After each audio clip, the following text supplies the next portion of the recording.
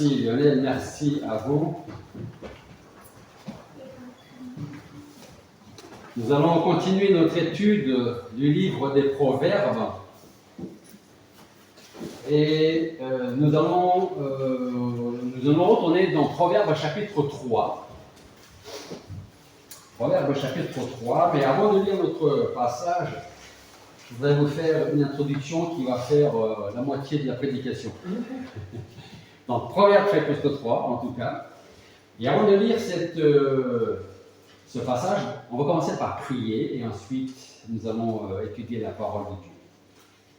Père Céleste, nous voulons te remercier parce que ce matin encore, tu nous fais cette grâce d'être dans ta maison. Je veux te remercier pour toutes les personnes qui sont ici présentes, celles qui n'ont pas pu venir. Seigneur, je te demande d'être avec elles également. Que tu veuilles nous disposer favorablement, que ton esprit soit sur nous pour nous aider à comprendre, à retenir et surtout à mettre en pratique ce que tu vas nous annoncer, ce que tu vas nous dire aujourd'hui, Seigneur. Merci pour ta parole qui est vivante, efficace, qui transforme les vies, qui corrige, qui reprend. Merci parce que c'est toi qui veilles sur nous, c'est toi qui veilles sur ton Église et sur chacun ici, Seigneur. Je te prie pour que cette prédication soit également entendue par la suite sur les différents réseaux, Seigneur, pour que d'autres personnes puissent connaître ton sacrifice, ta mort et ta résurrection sur la croix et ton salut. Et c'est en ton nom que nous te prions. Amen. Vous êtes-vous déjà posé la question de savoir pourquoi suivre Christ pouvait parfois être si exigeant, voire de temps en temps douloureux? Est-ce que vous avez déjà posé la question de savoir pourquoi? Parce qu'il est beaucoup rejeté. Alors, parce qu'il est rejeté, d'accord, mais pourquoi est-ce que... Alors, si vous avez vécu une expérience négative, dans le sens où alors vous voulez annoncer, témoigner l'évangile, témoigner de Christ, et puis vous êtes rejeté, vous êtes moqué, pourquoi est-ce que parfois on peut avoir ce sentiment que j'ai l'impression que ce que je fais, ça ne sert à rien? Est-ce que ça vous est déjà arrivé? Oui. Ok. C'est un combat spirituel. Oui, Laetitia, tu dis? C'est un combat spirituel. C'est un combat spirituel, c'est vrai. Pourquoi, malgré notre foi, de temps en temps, nous ressentons l'envie. Allez, pour l'instant, je baisse les bras, pour l'instant, je mets de côté, pour l'instant, je laisse tomber, j'ai envie d'abandonner, même si je sais que je vais revenir. Pourquoi, parfois, nous avons ce sentiment-là? Que ce soit après des années de fidélité à l'Église, par exemple, ou simplement dans le quotidien de notre vie chrétienne, avec et pour le Seigneur. Bon, on peut se poser la question de savoir pourquoi certains chrétiens dans certaines régions du monde subissent-ils rejet, discrimination, même persécutions violentes qui peuvent parfois mener jusqu'à la mort. En Corée du Nord, par exemple, il y a énormément de chrétiens, pour ne pas dire tous les chrétiens, qui risquent leur vie jour après jour seulement parce qu'ils ont une Bible. Ils possèdent une Bible. C'est pas ça chez nous, hein? Heureusement. Au Nigeria, par exemple, vous avez des communautés chrétiennes qui sont attaquées à cause de leur foi. En Inde, les nouveaux chrétiens sont exclus de leur famille, de leur village, et parfois même certains sont mis à mort. En Occident, chez nous, on est bien loin de la Corée du Nord, du Nigeria, de l'Inde et d'autres pays à travers le monde, mais chez nous, souvent notre foi est moquée, marginalisée ou réduite à une simple opinion parmi d'autres. Toi tu crois ça, moi je crois ça, chacun croit ce qu'il veut. Alors pourquoi est-ce parfois, pas toujours, mais parfois, difficile de suivre le Seigneur? Pourquoi il faut parfois, comme on dit l'expression, mouiller la chemise, transpirer pour le Seigneur? Pourquoi est-ce que ce n'est pas très facile? Je témoigne, il vient au Seigneur. Je témoigne, il vient au Seigneur. Ce serait beaucoup plus facile, n'est-ce pas? Et ce bâtiment ne serait pas assez grand pour accueillir tous ceux que nous pourrions amener au Seigneur. Alors, on va répondre à toutes ces questions par les paroles du Seigneur lui-même. Pourquoi les paroles du Seigneur? Parce que dès le début, Jésus n'a jamais caché la vérité à ses disciples, à ses apôtres et à ceux qui, à son époque, quand il était là, le suivaient, et de la même façon à nous aujourd'hui. C'est-à-dire qu'il n'a jamais caché le fait que le suivre aurait un prix. Ça va nous coûter quelque chose. Au contraire, dès le début, le Seigneur a préparé ses disciples à comprendre que la foi authentique implique toujours un renoncement et un engagement en même temps profond. Un renoncement à moi-même et un engagement profond avec le Seigneur. Il nous dit, regardez par exemple, regardez votre passage en Proverbe 3, regardez Luc chapitre 9, verset 23 avec moi. Luc chapitre 9, verset 23.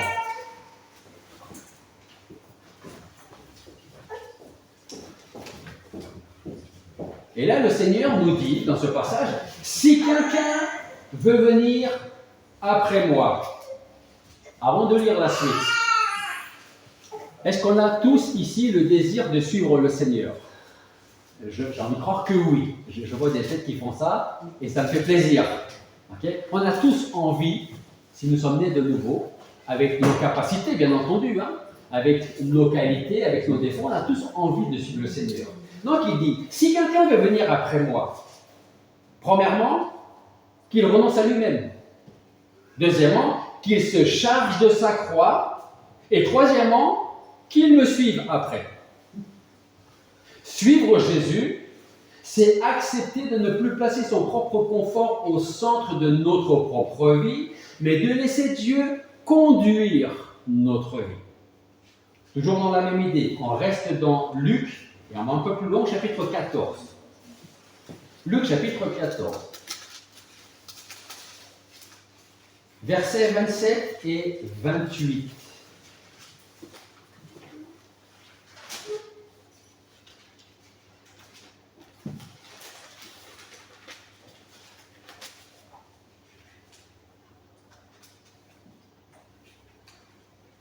Luc, chapitre 14, versets 27 et 28. Et quiconque ne porte pas sa croix et ne me suit pas, ne peut être mon disciple.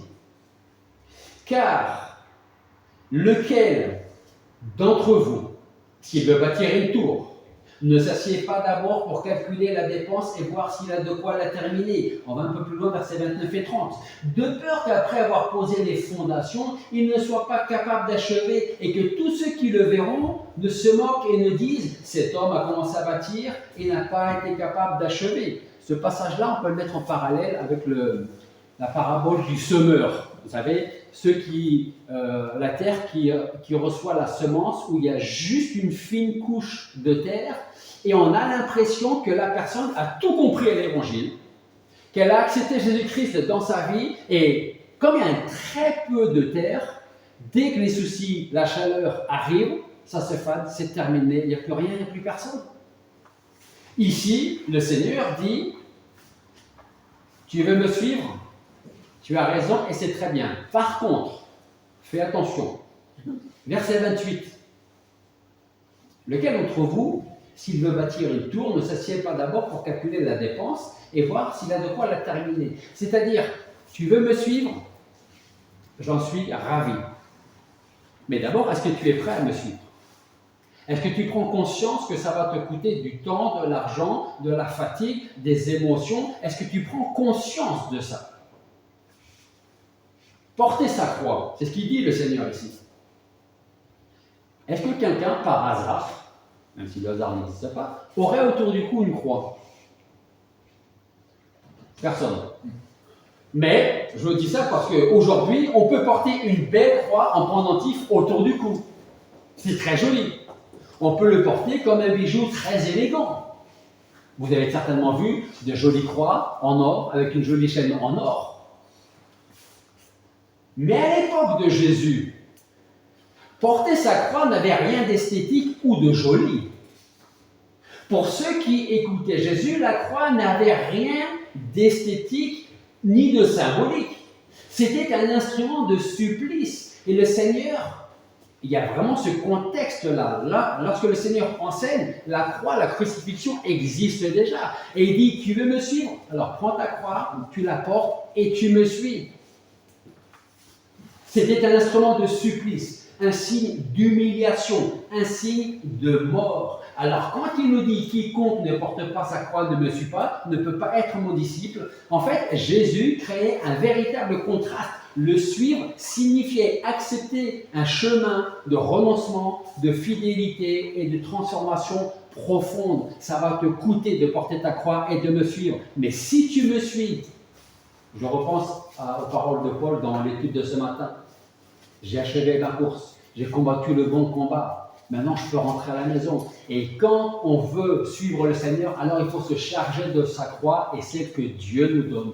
Parce que la croix que Dieu m'a donnée n'est pas la même qu'il va donner à Julien, à Sylvain, à Nina ou à chacun d'entre vous. Et parfois, on a l'impression de se dire, moi, je porterais bien la croix de Sylvain, parce qu'elle m'a l'air plus légère que la mienne. Hein? Mais vous savez, le Seigneur nous donne la croix qu'on est capable de porter.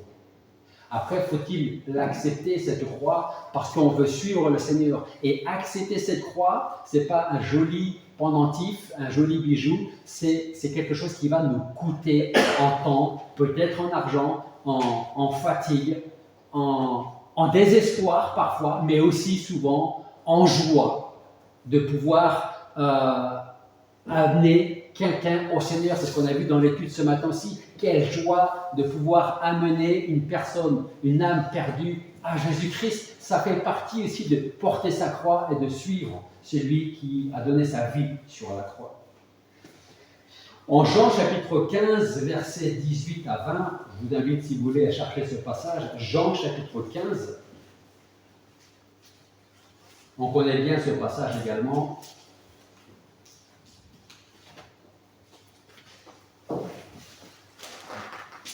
Jean chapitre 15, versets 18 à 20. C'est le Seigneur encore qui parle là, et il nous dit: si le monde a de la haine pour vous, sachez qu'il m'a haï avant vous. Si vous étiez du monde, le monde aimerait ce qui est à lui. Le Seigneur est en train de dire, si vous étiez du monde, la vie serait beaucoup plus facile pour vous.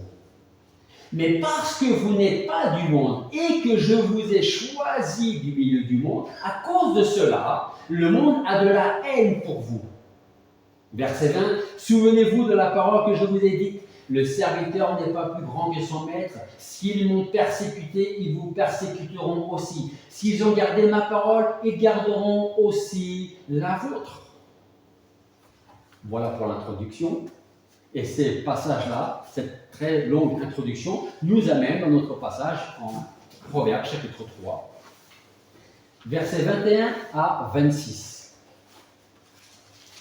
Proverbes chapitre 3, versets 21 à 26. Et dans ce passage, nous lisons: mon fils, garde sans qu'elle s'éloigne de tes yeux la raison et la réflexion. Autrement dit, entre parenthèses, la sagesse qu'on a vue jusqu'à présent. Elles seront la vie de ton âme et la grâce de ton cou. Et regardez du verset 23 à la fin jusqu'au verset 26. Si tu fais ça, alors tu marcheras avec assurance dans ton chemin et ton pied ne butera pas. Si tu te couches, tu ne seras pas terrifié. Et quand tu seras couché, ton sommeil sera doux. Ne redoute ni une terreur soudaine, ni l'attaque de la part des méchants quand elle arrive. Parce que l'Éternel sera ton assurance et il préservera ton pied de tout piège. On garde ce passage en Proverbes chapitre 3 pour aller dans le psaume chapitre 3 que je voudrais mettre en parallèle avec le passage que je viens de lire. Psaume 3.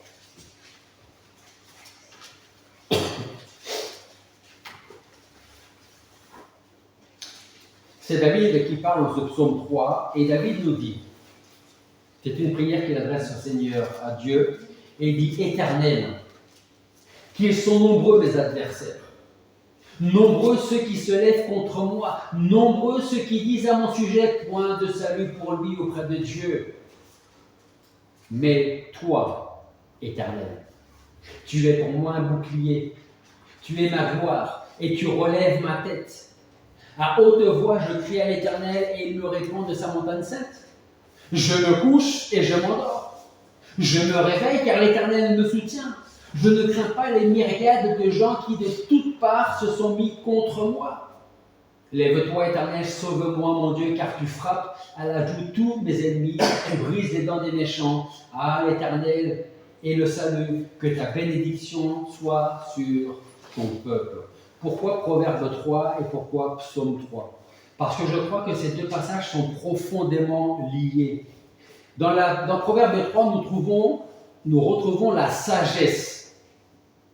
Et la sagesse de notre passage en Proverbe 3, 21 à 26 est un peu comme la théorie. C'est-à-dire que Dieu, en Proverbe 3, nous donne le plan pour marcher droit et sur le chemin de la vie. Il nous montre qu'est-ce qu'il faut faire, comment choisir, comment garder notre cœur attentif à lui et comment vivre avec discernement. Ça, j'ai envie de dire, entre parenthèses, que c'est la théorie. Voilà ce que tu dois faire, comment tu dois agir, comment tu dois vivre. Mais comme pour n'importe quel apprentissage, la théorie ne suffit pas. Parce que si on ne met pas la théorie en pratique, ça va nous servir à rien. On va juste te dire, je connais des choses. Tu les as mis en pratique? Non, mais je les connais quand même. Le psaume 3, lui, nous montre la pratique de Proverbe 3. Le psaume 3 nous donne la force, la paix et la confiance pour mettre en œuvre cette sagesse. Même quand les difficultés arrivent, quand les peurs nous entourent et que l'adversité semble qu'elle va bientôt nous faire tomber. Ensemble, ces textes nous montrent une vérité essentielle.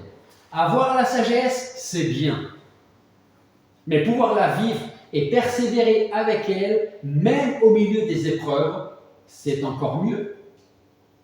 C'est là que Dieu nous donne une armure de paix que rien ni personne ne peut nous enlever, ne peut nous voler. Alors on va faire ce parallèle entre Proverbe et Psaume, avec un premier point qui est garder la sagesse, c'est avoir Dieu comme bouclier. Garder la sagesse, c'est avoir Dieu comme bouclier. Proverbe, chapitre 3, versets 21 à 23. Entre parenthèses, c'est, on va dire, la théorie. Mon fils, garde, sans qu'elle s'éloigne de tes yeux, la raison et la réflexion. Elles seront la vie de ton âme et la grâce de ton cou. Alors, tu marcheras avec assurance dans ton chemin et ton pied ne butera pas. Psaume, chapitre 3, donc, versets 1 à 5, nous avons la pratique. Éternel, qu'ils sont nombreux mes adversaires, nombreux ceux qui se lèvent contre moi, nombreux ceux qui disent à mon sujet, point de salut pour lui auprès de Dieu. Verset 4, mais toi, Éternel, tu es pour moi un bouclier, tu es ma gloire, tu relèves ma tête. À haute voix, je crie à l'Éternel et il me répond de sa montagne sainte. Donc, garder la sagesse, c'est avoir Dieu comme bouclier. D'un côté, mon fils, garde. De l'autre côté, le psaume, David il dit, Seigneur, je ne peux même plus compter le nombre d'adversaires qui se dressent contre moi. Mais toi, verset 4, Éternel, tu es pour moi un bouclier, tu es ma gloire et tu relèves ma tête. Le deuxième point, c'est garder la sagesse, c'est vivre en sécurité et avoir la victoire dans les batailles. On revient en Proverbe, chapitre 3, versets 24 à 26, pour la théorie. Proverbe 3, 24 à 26 nous dit « Si tu te couches, tu ne seras pas terrifié. Et quand tu seras couché, ton sommeil sera doux. » Là, on voit la théorie. Si tu te couches. Verset 25 « Ne redoute ni une terreur soudaine, ni l'attaque de la part des méchants quand elle arrive. Car l'Éternel sera ton assurance et il préservera ton pied de tout piège. » Et la pratique, on la retrouve dans le psaume 3, versets 6 à 8, qui nous dit, où là David, après avoir dit Éternel, qui sont nombreux mes adversaires, nombreux ceux qui se lèvent contre moi, nombreux ceux qui disent à mon sujet pas de salut pour lui, et bien là, à partir du verset 6, David, qu'est-ce qu'il dit? Il dit, je me couche et je m'endors. Je me réveille car l'Éternel me soutient. Je ne crains pas les myriades de gens qui de toutes parts se sont mis contre moi. Lève-toi, Éternel, sauve-moi, mon Dieu, car tu frappes à la joue tous mes ennemis, tu brises les dents des méchants. Comme je vous le disais plus haut, garder la sagesse de Proverbe 3, c'est avoir Dieu comme bouclier. Et le psaume 3, c'est vivre en sécurité et avoir la victoire sur la peur de l'ennemi du lendemain.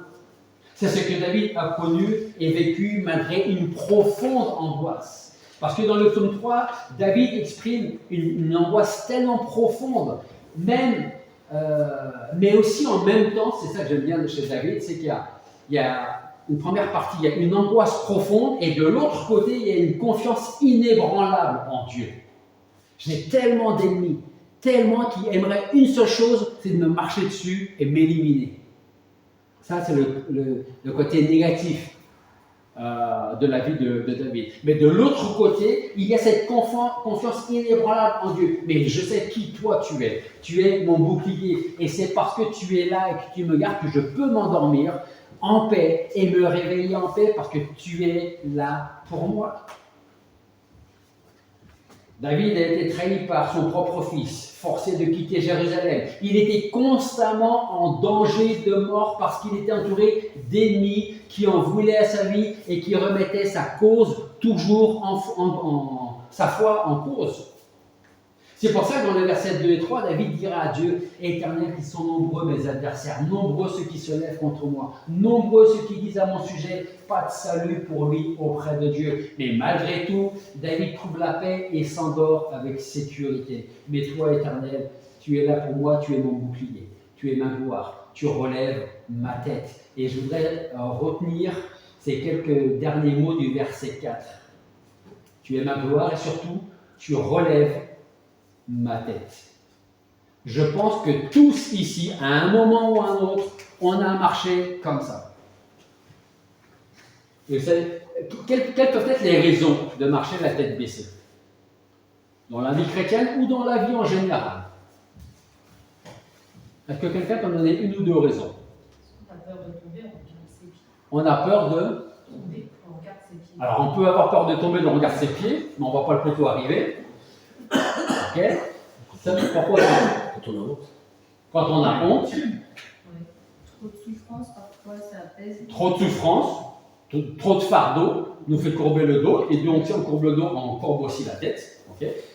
Il peut y avoir la culpabilité, la honte, comme tu l'as dit, le découragement aussi peut nous faire baisser la tête, la fatigue, la peur du regard des autres, une défaite intérieure.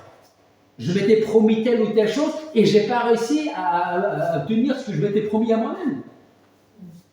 Perte de repères, oppression, peut-être à la poids du passé, le poids du passé, pardon, je suis entre féminin et masculin, je suis en train de passer en espagnol dans ma tête en ce moment.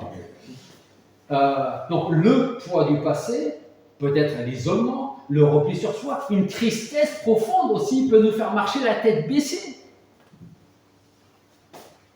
Mais à quel moment ou grâce à quoi pouvons-nous avoir la tête relevée?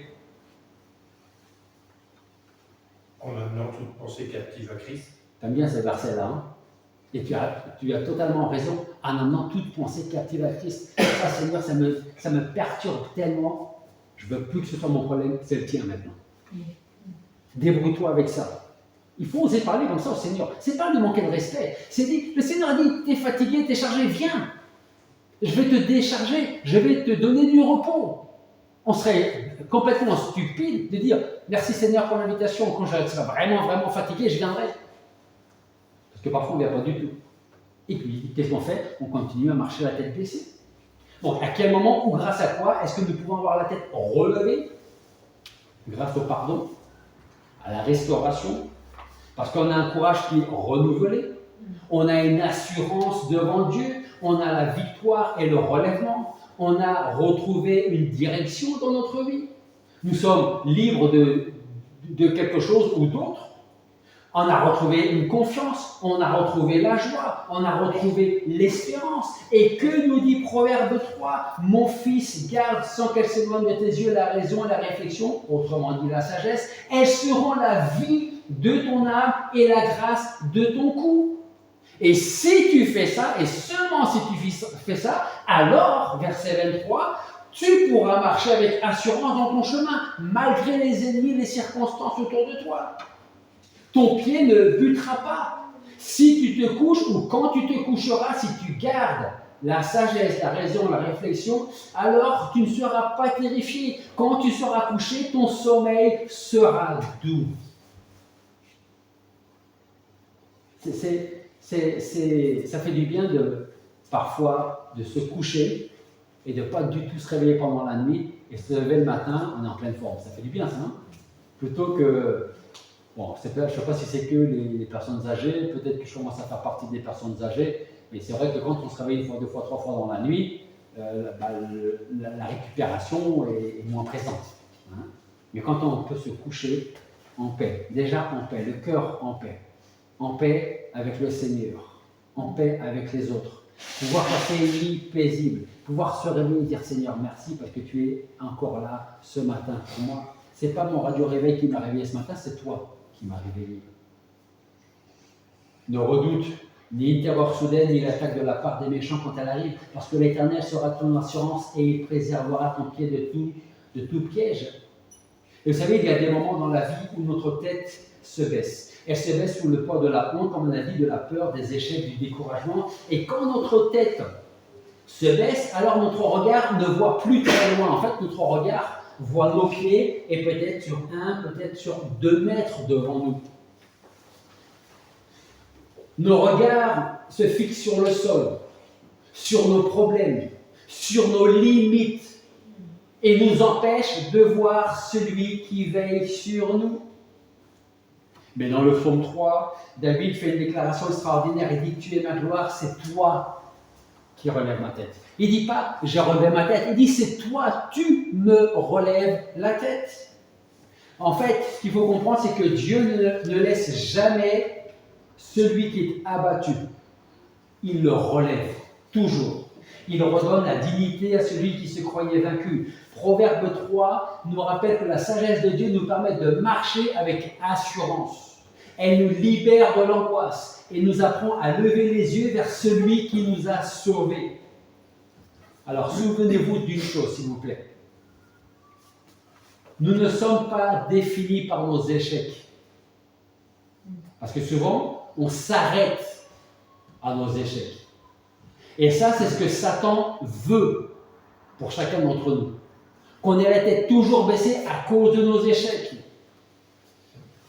Donc, nous ne sommes pas définis par nos échecs, mais par celui à qui nous appartenons, à Jésus-Christ. Et cette promesse a été accomplie par Jésus-Christ, lui qui a porté nos fardeaux, nos fautes, nos péchés et notre honte, pour que nous n'ayons plus à marcher la tête baissée. Il y en a un qui veut qu'on marche la tête baissée et l'autre qui dit relève la tête. Et si tu ne la relèves pas, c'est moi qui vais te la relever. Parce que regarde, n'oublie pas qui je suis. N'oublie pas ce que j'ai fait pour toi, ce que je fais aujourd'hui et ce que je ferai encore demain. L'autre, l'ennemi, il veut que tu marches la tête baissée, que tu regardes que tes pieds et rien d'autre.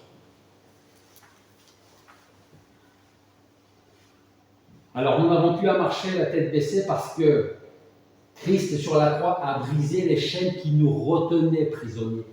La honte, la peur, la condamnation n'ont plus aucun pouvoir sur nous. Et c'est parce que Christ a tout accompli à la croix que Proverbe 3 devient possible dans notre vie. Et le psaume 3 devient notre espérance, notre pratique. Dieu relève notre tête. Nous sommes à lui et cette appartenance doit nous rendre fiers. Est-ce que nous sommes fiers? Est-ce que vous êtes fiers d'appartenir au Seigneur? J'espère que oui. Nous ne sommes plus des vaincus, mais des vainqueurs en Christ. Et même au-delà de ça, nous sommes plus que vainqueurs, comme nous le dit la parole de Dieu. 1 Corinthiens chapitre 15, verset 57 nous dit « Mais grâce soit rendue à Dieu, qui nous donne la victoire par notre Seigneur Jésus-Christ. » 1 Jean chapitre 5, verset 4 « Parce que tout ce qui est né de Dieu triomphe du monde, et voici la victoire qui triomphe du monde, c'est notre foi. » Romains 8, 37 « Mais dans toutes ces choses, nous sommes plus que vainqueurs par celui qui nous a aimés. » On n'est pas juste des vainqueurs, nous sommes plus que vainqueurs. Qu'est-ce que ça veut dire, être plus que vainqueur? Plus que vainqueur, c'est celui, être plus que vainqueur, c'est celui qui ressort de l'épreuve non seulement victorieux, mais qui va sortir de l'épreuve, de la difficulté, enrichi, plus fort, et avec une paix que l'adversaire ne pourra jamais comprendre. Et être plus que vainqueur, c'est quelqu'un qui pourra venir vous voir après une terrible épreuve peut-être, et vous dire, mais comment tu fais pour traverser cette épreuve? Et là, dans votre tête, vous dites, je ne suis pas vainqueur, je suis plus que vainqueur. Mais pas par mes propres forces, par celui qui me donne la force d'être plus que vainqueur. C'est une victoire où le mal est transformé en bien. Proverbe 3 devient alors une réalité dans notre vie. Nous marchons avec assurance, car notre confiance est en lui et seulement en lui. C'est pour ça donc que le Proverbe 3, pour conclure, nous dit « Mon fils, garde sans qu'elle s'éloigne de tes yeux la raison et la réflexion, la sagesse. Elles seront la vie de ton âme et la grâce de ton cou. Et si tu fais ça, alors je te garantis une chose, je t'assure d'une chose, verset 23. Tu marcheras avec assurance dans ton chemin. Ton pied ne butera pas. Si tu te couches et quand tu te coucheras, tu ne seras pas terrifié. Quand tu seras couché, ton sommeil sera doux.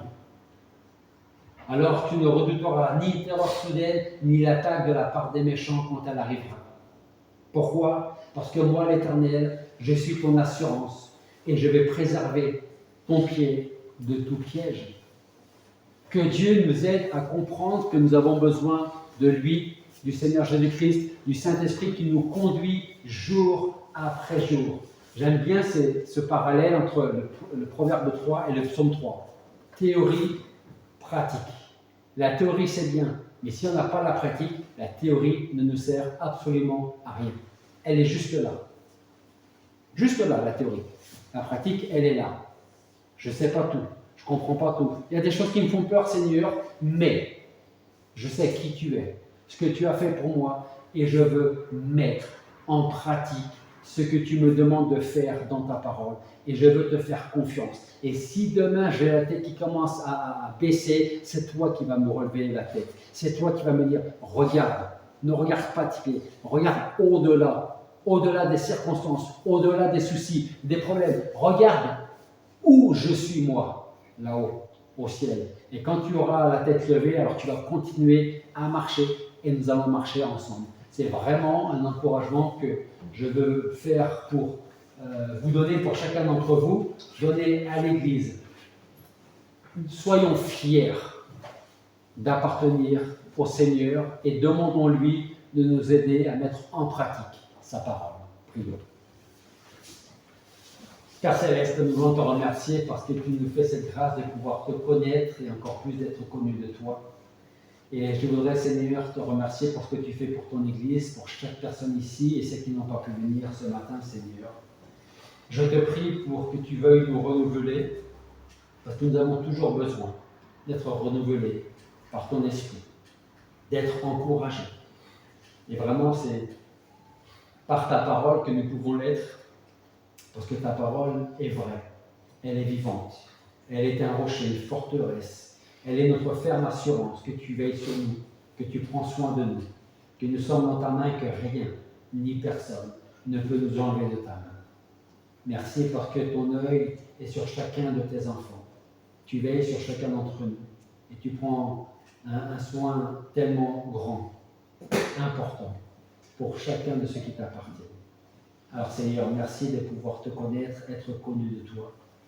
Je te prie pour que tu veuilles bénir chaque personne ici présente, celles qui vont écouter cette prédication par la suite, et que nous puissions, que tu nous aides à toujours regarder vers toi, à toujours garder la tête haute et être fiers de t'appartenir. Et sans ton nom que nous te prions. Amen.